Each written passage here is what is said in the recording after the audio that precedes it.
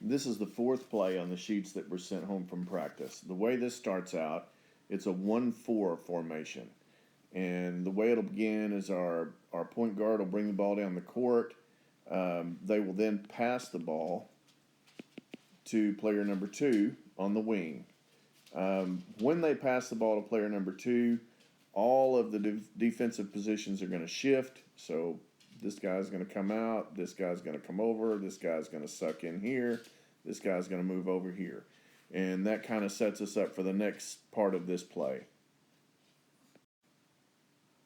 Once the defense has shifted around, what's going to happen is player 2, who has the ball currently, is going to pass the ball back to player 1. The minute they pass the ball back to player 1, they're going to do a deep cut to this position. While they're cutting to that position, players 4 and player 3 come down to set a double screen on this defensive player number 4.